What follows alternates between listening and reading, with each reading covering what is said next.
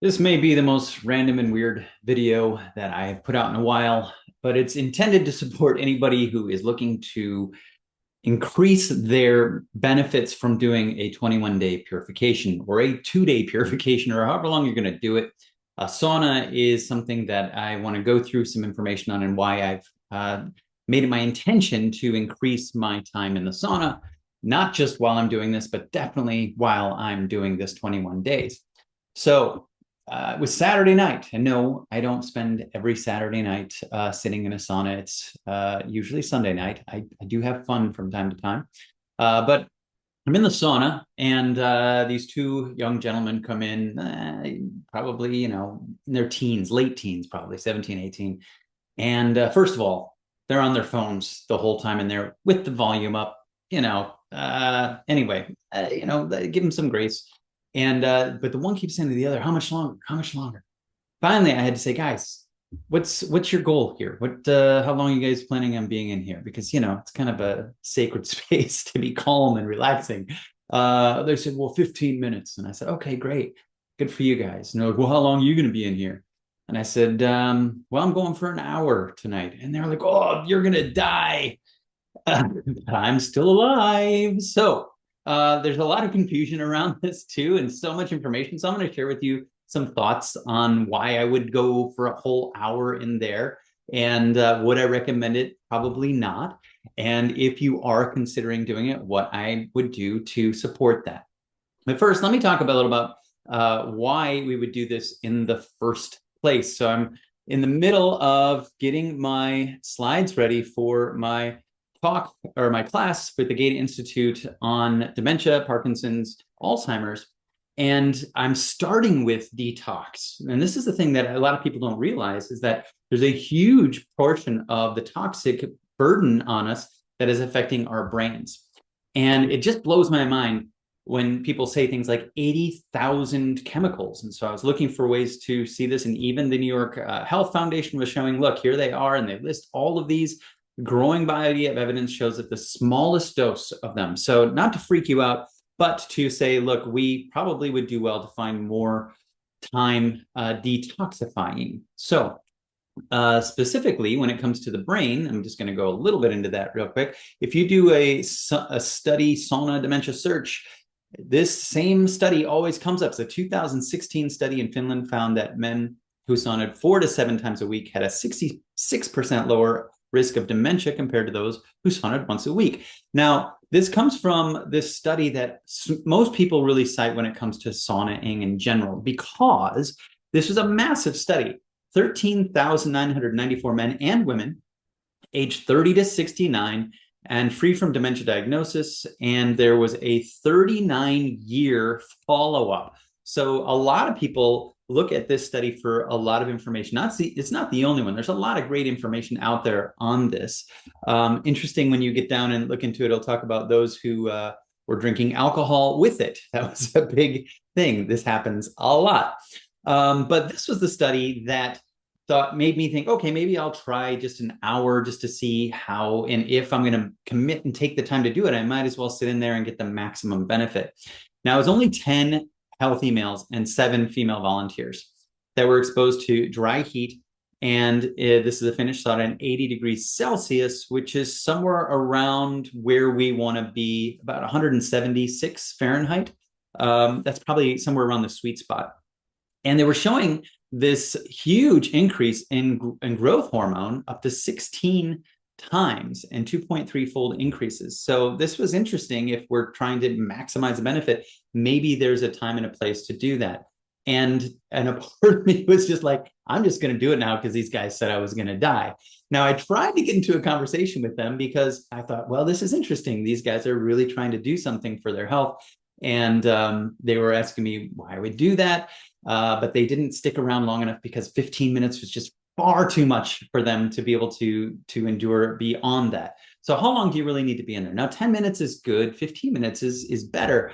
But when I want to know more about this, the person who I actually lean on is Rhonda Patrick. She's somebody who I found has done a lot more research on this than I have. And sometimes you just can't know everything about everything.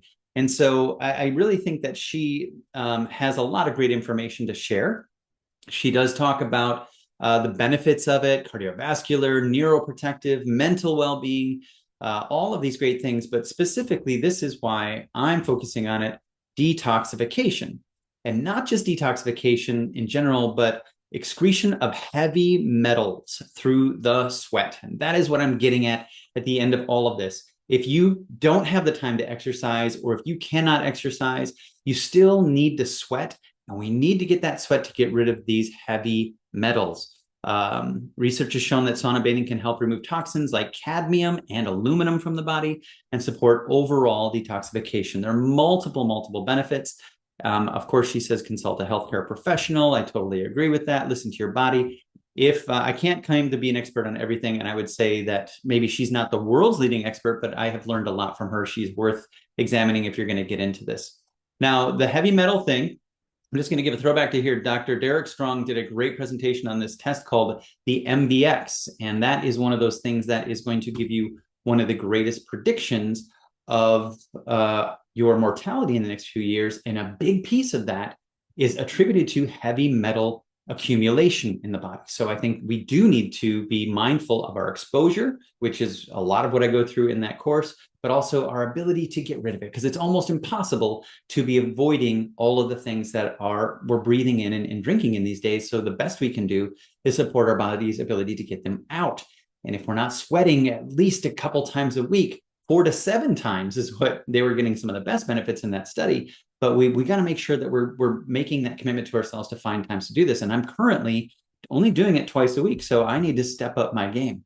But now, for a funny, weird twist in this, so these guys also were mentioning Andrew Huberman. I said, well, it's actually Huberman who pointed out this study that I pointed out. And I said, no, it was from the 80s. And they get up and they laugh. They go, oh, could you imagine if we were still taking medicine that was from the 80s? And I thought, I love this comment. I love that he's dismissing anything that was created in the 80s because he's, 17.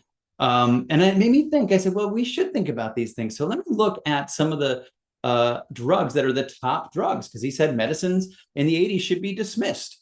Well, let's take a look at these. First of all, let's take a look at lisinopril. Oh, my goodness. Okay, let's see what happens here. Oh, lisinopril. Let's see, this was in the 80s that this was first, 1988, the year of FDA approval. Oops, I guess we shouldn't hang on to that one anymore. How about levothyroxine? That's on the top 10 list, according to Medical News Today. When was levothyroxine actually first created? Oh, gosh, let's go down to the history here. It was... Oh, gosh, Puriform in 1914, first synthesized in 1927. As of 2011, we've got 23.8 million prescriptions filled each year. Now, of course, I always think that if you're taking medication, you're compensating for something else. And so this is my point. I think I like the way these guys are going with this, but, I just got to say I'm not young enough to know everything. I do want to point out, though, while I'm on this topic, that this right away says FDA warnings. This drug has a black box warning and is the most serious warning from the Food and Drug Administration. Levothyroxine, so many people are taking it. So few people know that there's a black box warning on it. So this is just my chance to do a public service announcement.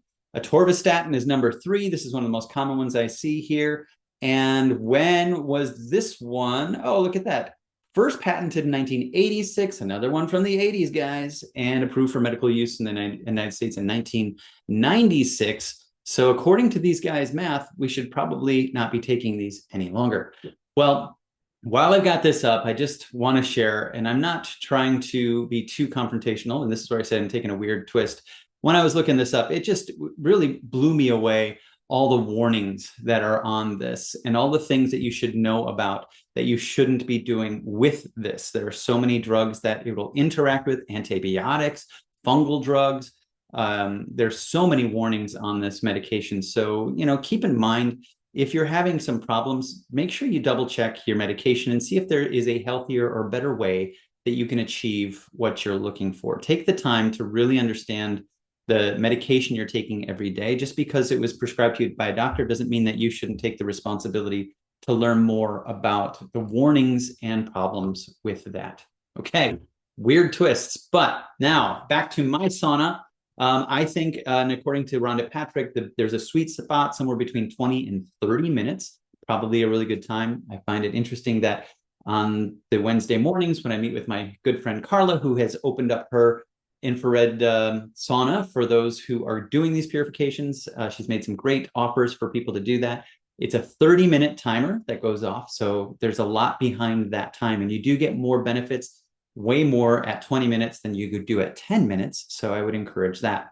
But before you even think about getting in there, you've got to load yourself up on electrolytes and make sure you are hydrated. This is probably one of the most important things that I want to leave you guys with. And of course, you all know, if you've been watching anything, that I'm a crazy, crazy water fan. I usually load one of these up because there's already natural electrolytes in there, calcium and magnesium, but then I dump some electrolytes in there. And this is where I want to ask for your support in going forward. We're always trying to determine what is the best thing that we should be sharing with people, which is the best option. And right now, we're kind of juggling 3 different options, and I would love your feedback as to which of these may be the best according to you. Now, I'm developing my opinion, but this is a group effort, and I want to get your feedback so that it's not always just me having my blind spots applied to these. Number 1, of course, the most common one out there is Element. Now, I will say, full disclosure, I have learned a couple things about some ingredients that were in there that led us to start to look at others, but I would like to hear your thoughts about these. I'm not saying it's terrible. It's still very good to get those, but I think there might be a better option. When Kelly went looking for a better option, she discovered salt tea. Salt tea has some pretty interesting options. In fact, their cocoa flavored one seems to be one of my favorites to add to coffee in the morning. And now the third one that I'm really enjoying these days is this True Grace. True Grace is this wonderful company, woman-owned, and they have a lot of great things going for them. And they actually have this really cool blend of a lower sodium, great potassium, great magnesium, and they add cordyceps into it. So I find that option. So in the comments below, tell me what your opinion of those 3 are. And eventually I will distill them down to probably one choice that will be my favorite.